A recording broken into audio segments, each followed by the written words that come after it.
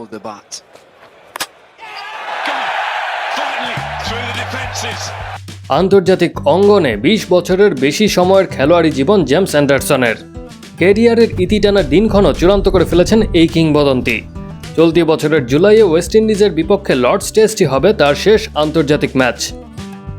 ৪০ বছর পার করেও দীর্ঘদিন খেলে যাওয়া এই পেসার অবসরের ঘোষণা দিয়েছেন ঠিকই, তবে এখনও নাকি তিনি অনুভব করেন তিনি আরও ১০ বছর খেলা চালিয়ে যেতে পারবেন। একজন পেসার হয়েও যে এত লম্বা সময় ধরে সর্বোচ্চ পর্যায়ে খেলে যেতে পেরেছেন সেটাই এক আশ্চর্যজনক বিষয়, কিন্তু খেলাটাকে যে কত ভালোবাসেন সেটা একটি পডকাস্টে বলেছেন তিনি। সাদা পোশাকে ৭০০ উইকেটের মালিক বলেন, কিছুদিন আমি ঘুম থেকে উঠি আর আশা করি যে আমি অবসরে যাব না। ৯০% সময়ই আমার অবসর নেওয়ার সিদ্ধান্ত নিয়ে আমি খুশি। খুব বেশি লোক তো নেই যারা খেলাধুলায় ৪০-এর বেশি বয়সের পর অবসর নিতে পেরেছেন। আমি খুশি যে এত দূর পর্যন্ত আসতে পেরেছি।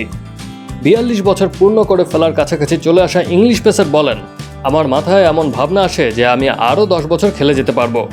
অবশ্যই আমি বুঝতে পারি এটা বাস্তবে সম্ভব না। ২০২২ সালে অ্যাশেজে ভরাডুবির পর অ্যান্ডারসনকে বাদ দেওয়া হয়েছিল পরবর্তী সফরেই, সঙ্গে স্টুয়ার্ট ব্রডকেও। জ রুট ও ক্রিস সিলভারউডের ম্যানেজমেন্ট বদলে যাওয়ার পর আবার তাদের দলে জায়গা হয় ওই বছরেই। বেন স্টোকস ও ব্র্যান্ডন ম্যাককুলাম মিলে দুই অভিজ্ঞ পেসারকে আবারও ফেরান দলে। অ্যান্ডারসনের পরে ক্যারিয়ার শুরু করা ব্রড গত অ্যাশেজ শেষেই অবসরে চলে গেছেন। ম্যাককুলাম ও স্টোকসের ম্যানেজমেন্টের পক্ষ থেকে কিছুদিন আগে অ্যান্ডারসনকে বলা হয়েছিল তারা ভবিষ্যতের দিকে চোখ রাখতে চান। কোচ ও অধিনায়কের সাথে আলাপের পরই ১৮৭ টেস্ট খেলা এই পেসার তার সিদ্ধান্ত জানিয়ে দেন। টেস্ট ক্রিকেটে সর্বোচ্চ ম্যাচ খেলার তালিকায় তাই দ্বিতীয় স্থানেই থাকবেন অ্যান্ডারসন। ২০০ টেস্ট নিয়ে সবার উপরে সচিন টেন্ডুলকার। ক্রিকেটের অভিজাত সংস্করণে পেসারদের মধ্যে সর্বোচ্চ উইকেট নেওয়ার রেকর্ড ২০০৩ সালে অভিষিক্ত অ্যান্ডারসনের। সব মিলিয়ে সর্বোচ্চ উইকেট শিকারীর তালিকায় তার সামনে শুধু মুত্তিয়া মুরলীধরন ও শেন ওয়ার্ন।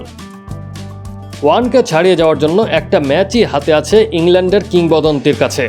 অবশ্য কোনো অলৌকিক ক্ষমতায় সম্ভব হলে অ্যান্ডারসন বোধহয় কখনোই অবসরে যেতে চাইতেন না। Action sports.